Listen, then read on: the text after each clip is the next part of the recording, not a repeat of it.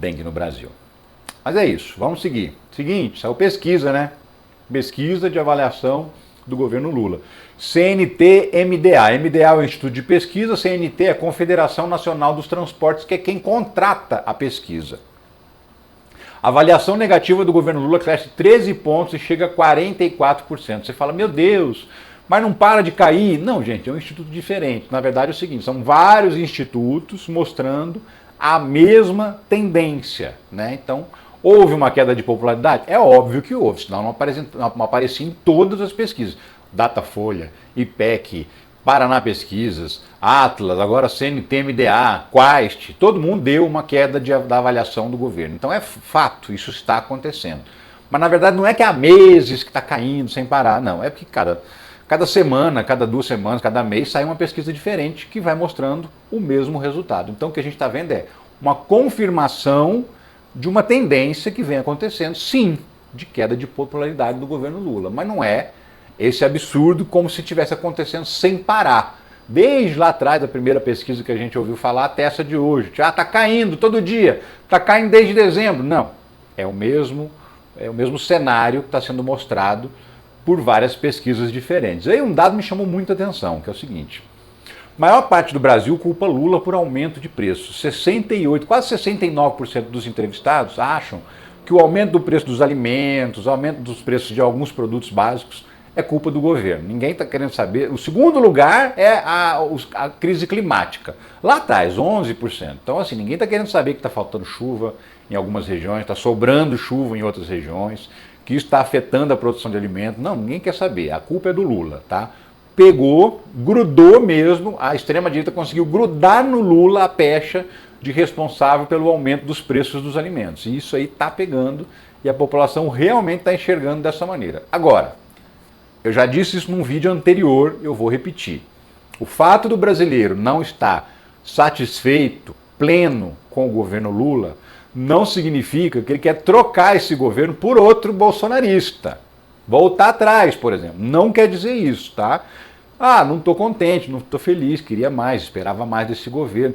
Quer trocar? Não, mas também não. Por quê? Porque o que está lá é pior do que está aqui. Então, isso também está acontecendo. E ó, a mesma pesquisa que saiu hoje mostra isso, tá? Presidente Lula é o candidato mais forte para 2026, aponta a pesquisa CNT-MDA, que é essa pesquisa que foi divulgada agora. Se a gente descer aqui para ver os gráficos, olha só. Cenário 1, com Lula e Tarcísio de Freitas, é um dos cenários possíveis, né? Bolsonaro está inelegível, então não tem nem por que perguntar o nome dele aí.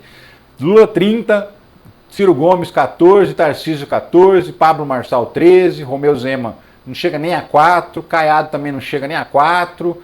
Aí o cenário 2, tira o Tarcísio e bota Eduardo Bolsonaro. Lula 31, Ciro Gomes 13, Eduardo Bolsonaro 13, Marçal 11, Caiado 5,4, Zema 5,4.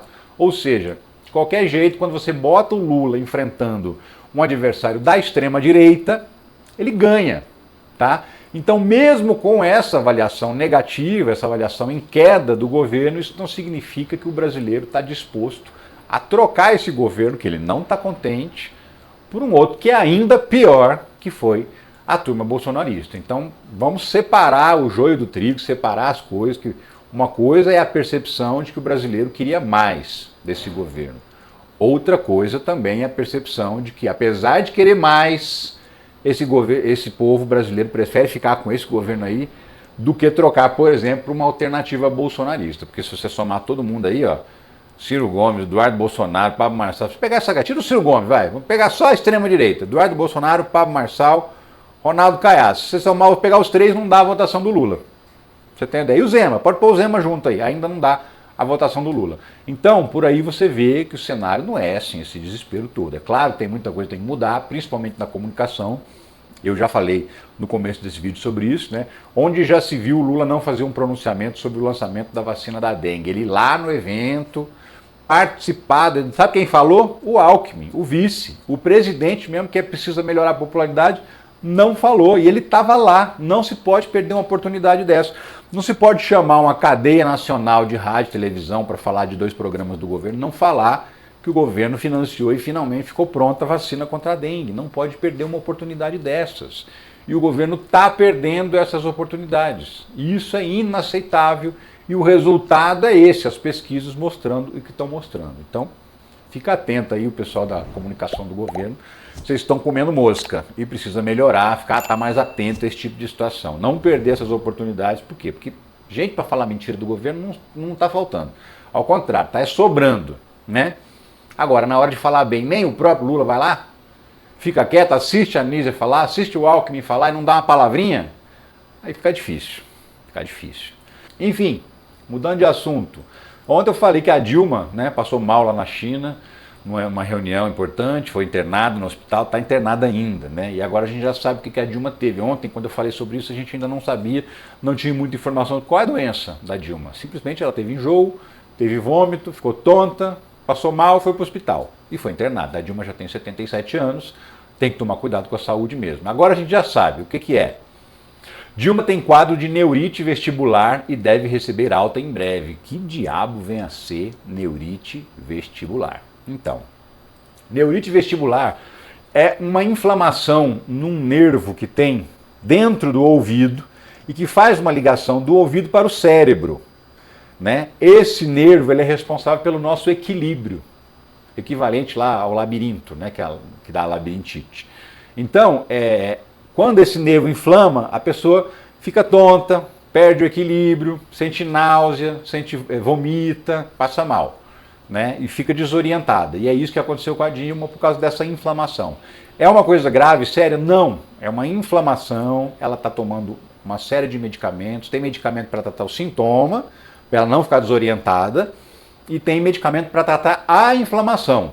Ela está recebendo os 2 medicamentos no hospital lá em Xangai, na China, e já tem previsão de que nos próximos dias ela vai ter alta. Então Dilma está bem, relativamente bem, ainda está internada, ainda precisa de cuidados, mas não é uma doença grave, não é um problema muito sério de saúde, então ela está relativamente tranquila. Daqui a pouco Dilma está de volta, ela tem compromissos internacionais por ser presidente do Banco dos BRICS, inclusive ela adiou uma viagem para uma reunião que ela ia ter com chefes de bancos centrais de vários países que fazem parte desse grupo, dos BRICS, né? Mas daqui a pouco ela está de volta nas atividades dela. O mais importante é saber que a Dilma está bem, está tranquila, vai continuar fazendo o tratamento, mas provavelmente essa semana, antes do carnaval ainda, ela tenha alta. É bem possível que ela vá assistir ou ainda estou aqui ganhar o Oscar em casa, tranquila, sossegada.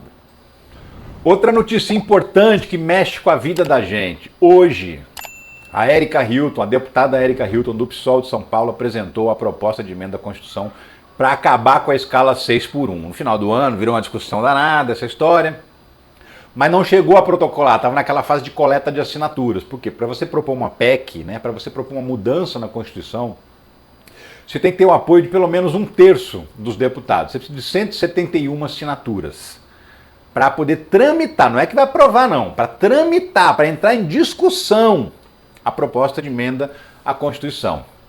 A Erika Hilton conseguiu bem mais que isso, conseguiu mais de 240 assinaturas, mais de 70 assinaturas acima do mínimo necessário para protocolar essa PEC, e hoje ela protocolou, fez uma coletiva de imprensa, falou, explicou que a proposta dela está mantida, a proposta de 4x3, porém ela também disse que já é com o objetivo de negociar um meio termo para ficar lá no 5x2, ou seja, sei lá, trabalhar de segunda a sexta, folgar sábado e domingo, né? Por quê? Porque precisa simplesmente acabar com essa escala desumana, que é a escala 6x1, né? Isso não é trabalho, isso é escravidão. As pessoas não têm vida, elas não têm tempo de lazer, não têm tempo de fazer um passeio com o filho, não têm tempo nem de ajudar o filho numa lição da escola. Por quê? Porque chega no dia que ela está de folga, que é o único da semana, ela tem que limpar a casa, ou ela tem que sair para pagar conta, ou dormir, porque ela está estourada, exausta, de trabalhar desesperadamente durante 6 dias na semana. Então a pessoa não consegue nem conviver com a própria família. É uma escala de trabalho desumana e ela precisa acabar. Isso não está em discussão. O que está em discussão, o que eu acho que pelo menos deve estar em discussão é como que a gente faz para acabar com a escala 6x1.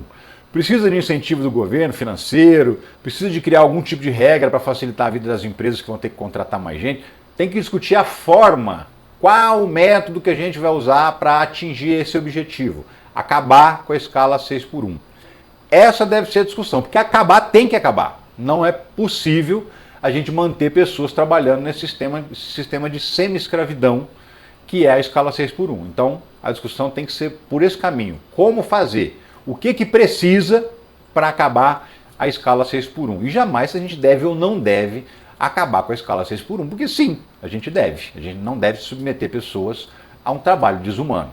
Então está protocolado, o pessoal lá, o Rick Azevedo, que é o organizador, o criador dessa pauta, né, o movimento Vida Além do Trabalho, participou da coletiva de imprensa. O Rick Azevedo é vereador no Rio de Janeiro, se elegeu muito bem votado, inclusive, em cima dessa pauta, porque é uma pauta que mexe com a vida de todo mundo.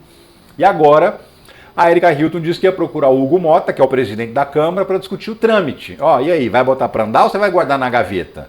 Porque esse é um assunto nacional.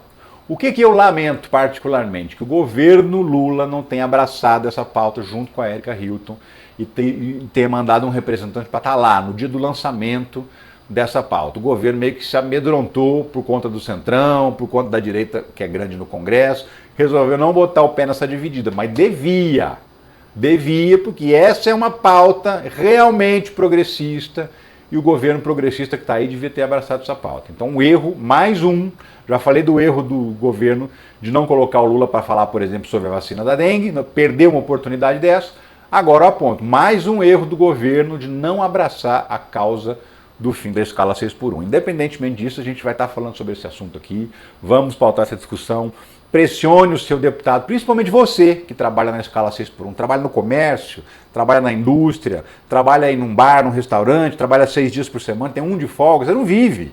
Então, pressione o seu deputado, você sabe em quem você votou, é só dar um Google, qual é o e-mail do deputado fulano de tal, aparece. E aí você manda um e-mail cobrando o seu deputado, vai na rede social dele, cobra ele, pressiona, porque foi com muita pressão que os deputados assinaram a PEC e agora ela vai ter que tramitar. Se não tiver pressão, o Hugo Mota vai botar na gaveta, vai guardar lá e ó, ninguém vai nem ouvir falar dessa história. Então a gente tem que estar mobilizado e pressionando o Congresso Nacional para que eles não abandonem o fim da escala 6x1. Dando de assunto mais uma vez, rebelião lá nos Estados Unidos. Falei ontem sobre isso, né? Ontem é o seguinte, saiu a notícia, teve uma rebelião no Pentágono. O que é o Pentágono? É o equivalente ao Ministério da Defesa norte-americano, né? O órgão que controla as Forças Armadas americanas. E o FBI, que é a Polícia Federal Americana. Os dois falaram, ó, não vamos responder o questionário que o Elon Musk anda mandando pra gente aqui. O Elon Musk, com aquela história de ser chefe do Departamento de Eficiência Governamental, que é um departamento fajuto, inclusive, ele é independente do governo, ele não é um órgão do governo. Repito, já falei isso mais de uma vez, o Elon Musk não trabalha no governo dos Estados Unidos, ele não é ministro, ele não é nada do governo dos Estados Unidos. Ele pode ser próximo do Trump, pode passar o dia inteiro na Casa Branca, mas ele não é funcionário do governo americano. Esse órgão que foi criado, ele é independente, ele não tem o poder de controlar nada no governo americano. E aí ele soltou um questionário, mandando para os departamentos que as pessoas tinham que responder. O que você fez semana passada? Fazer um relatório para eles avaliarem se eles acham que está bom ou não está, se você está trabalhando bastante ou não, tal. O que? O plano é fazer uma demissão em massa de milhares de servidores públicos federais do governo dos Estados Unidos para colocar a cupincha deles. Para gente trampista, gente que vai fazer aquilo que o Trump manda. E aí o que acontece? Agora, os próprios funcionários do departamento que foi criado para o Musk se rebelaram contra ele. Grupo de 21 funcionários que trabalhavam para o departamento de Musk se demite em protesto contra o desmantelamento público. Notícia do New York Times. Tá? 21 funcionários desse tal departamento de eficiência governamental pediram as contas, falaram, vocês estão querendo destruir o poder público dos Estados Unidos. Mandando gente embora eficiente, mandando gente embora que trabalha, mandando gente embora que presta um bom serviço para o cidadão brasileiro. Vocês estão querendo zoar o barraco do governo, vocês estão querendo desmontar o governo federal. E nós não concordamos com isso. E aí pediram demissão, saíram fora. Não vamos nos submeter a obedecer esse escroto, esse babaca do Elon Musk. E aí, ó, mais uma, é a segunda rebelião que acontece internamente ao governo contra o Elon Musk, né? Ele não está conseguindo fazer as coisas que achou que ia conseguir.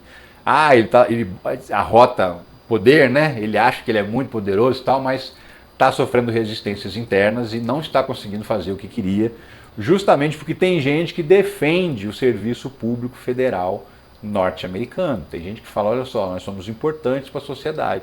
Não pode ficar com esse desmantelamento não, que quem vai sofrer é o cidadão, que precisa do serviço e não vai ter.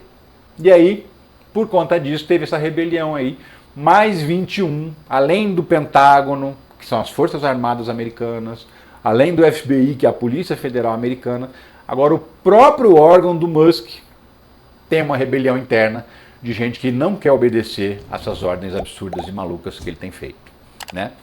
Ó, mais uma notícia aqui para você que é sobre economia, é a última, tá? Seguinte, Lula pisa no acelerador enquanto o BC tenta conter o crédito para segurar a inflação e mercado reage mal às direções opostas. Isso aqui, coluna do Valdo Cruz é comentarista da Globo News, do G1, né?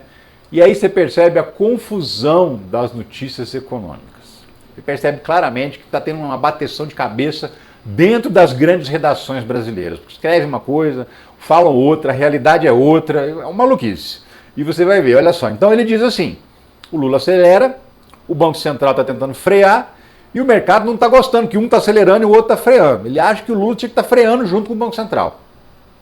E aí, o que é mercado reage mal? É dólar sobe, é bolsa cai, esse tipo de coisa, né? Mas será? Enfim, aí você clica, eu até separei aqui, dei um print na manchete do próprio G1, tá? Isso aqui é a manchete do próprio G1. Alta de preços prévia da inflação é a maior para fevereiro em 9 anos. E aí embaixo, ó, dólar sobe com números da inflação e falas de Haddad. Aí você fala, a inflação veio muito alta, o dólar subiu, o Haddad andou falando alguma bobagem, e aí o dólar disparou, a bolsa caiu.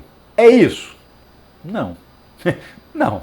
Então, você clica na primeira matéria, que é essa aqui. A alta de preços prévia da inflação é a maior para fevereiro em 9 anos. Aí você clica. Aí olha o que abre. IPCA 15, é uma prévia da inflação. Preços sobem 1,23% em fevereiro, a maior alta para o mês desde 2016. Você fala, então quer dizer que a coisa está complicada, né? Inflação alta. Vamos ver. Aí você desce para ler. Aí olha só. Apesar da forte aceleração, o resultado ficou levemente abaixo das projeções dos analistas do mercado financeiro, que esperavam uma alta média de 1,34%. Então, peraí. A inflação veio mais baixa do que o mercado previa. Isso que você precisa saber. Por que subiu? Janeiro foi 0,11%, fevereiro a prévia de 1,23%. O que aconteceu esse salto? Aconteceu que em janeiro teve uma redução da conta de luz na faixa de 15%. Essa redução foi por causa de um bônus, tinha uma sobra de dinheiro lá em Itaipu, que é geradora de energia, e esse dinheiro foi distribuído para o cidadão brasileiro. Como é que distribui esse dinheiro? Dando desconto na conta de luz. Então isso jogou a inflação de janeiro lá para baixo.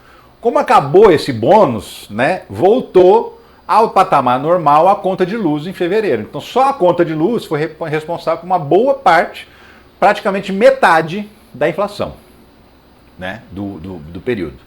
E aí teve inflação dos alimentos, teve mais uma outra coisa que cresceu e tal, que era esperado, mas dentro do que era esperado, a inflação veio menor do que o mercado financeiro acreditava que viria. Então assim, já começa aí. Ah, mas a inflação subiu e o mercado reagiu. Não, pera um pouquinho. O mercado esperava algo pior, veio melhor do que o mercado esperava. Então já começa a confusão aí. Aí você vai lá na segunda matéria, dólar sobe com números da inflação e falas de Haddad. Aí você clica nela para abrir. E aí olha o que mostra. Dólar fecha praticamente estável após a inflação abaixo do esperado e com o exterior em foco. É a mesma matéria. O que acontece? Lá naquela manchete você não clica muitas vezes, você dá o print e distribui no zap, né? Os maledicentes fazem isso. Suficiente para causar uma confusão. Você clica, nem a manchete é a mesma. O dólar não subiu, ficou estável. E a inflação ficou abaixo do esperado. E aí fala, com exterior em foco. Já não é mais Lula, já não é mais Haddad, já não é mais inflação, é exterior, ou seja, Trump. De novo, se a inflação não sobe, é o Trump. Se a inflação sobe, é o Lula, né?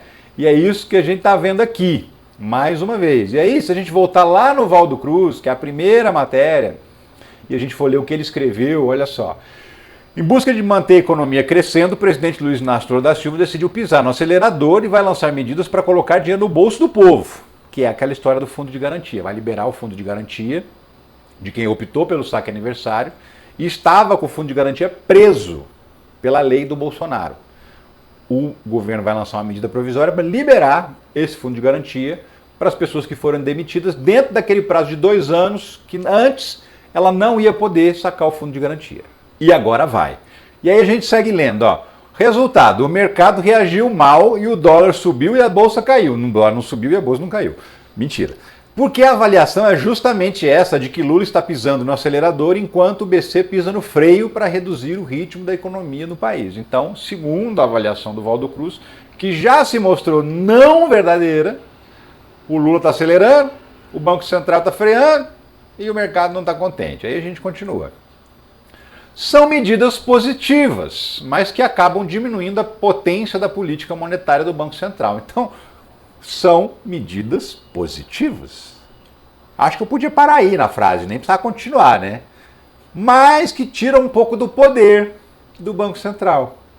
Então é bom, mas se tira um pouco o poder do Banco Central, é ruim. Né? E tem mais, ó. Só que parte da inflação vem realmente da economia aquecida, o que é positivo. A economia aquecida é positivo, mas gera inflação quando a ociosidade da economia está muito baixa. Então é o seguinte, você tem uma fábrica, essa fábrica está operando com metade da capacidade, tem metade das máquinas que estão paradas porque não tem o que produzir, por exemplo. Então é metade da capacidade está ociosa. Aí, à medida que vai aumentando as vendas, a empresa vai colocando mais máquinas para trabalhar. Certo? Coloca mais máquinas para poder fabricar produtos e vai diminuindo a ociosidade. Aí se chega em 70%, 80%, 90%, tem muita indústria que está com 90% da capacidade trabalhando, aí eles começam a falar, olha, está muito apertado, daqui a pouco a gente não vai dar conta de atender a demanda, e aí os preços vão subir. É isso que o Waldo Cruz está dizendo nessa avaliação que ele faz aqui. Só que você viu, né? Ele fala que a economia aquecida é positiva, ele fala que as medidas do governo para colocar dinheiro no bolso do brasileiro também são positivas, mas ao mesmo tempo ele diz, mas o mercado não gostou. Aí você clica na matéria para saber por que o mercado não gostou e não está escrito que o mercado não gostou. Está dizendo que tudo bem, que a bolsa não caiu, que o dólar não subiu, ficou estável, que a inflação veio abaixo do que era esperado. Então, assim, essa confusão, o cara escreve uma coisa na manchete, outra coisa no texto, só serve para criar confusão. Porque o cara dá o print, publica esse print no grupo de zap da família, pronto, olha o teu tio falando que o governo Lula está levando o Brasil para o buraco. Ele nem leu. E se ele fosse ler, ele ia falar, nossa, é tudo ao contrário do que está falando aqui. Mas é isso que acontece. É isso que acontece na de hoje, quando você tem um governo progressista no Brasil, que você tem a mídia que é conservadora, de direita, né? A mídia é de direita, ela majoritariamente é de direita. Essa mídia faz de tudo para sacanear, para sabotar, para confundir, para complicar a vida do governo e das pessoas que querem entender o que está acontecendo. Então, ó, estão te enganando de novo, viu? Mas vem para cá que eu te explico, eu tiro essa confusão e eu comento com você sempre todas as notícias que são importantes para você ficar bem informado. Como eu disse lá no comecinho do vídeo, ter assunto na rodinha.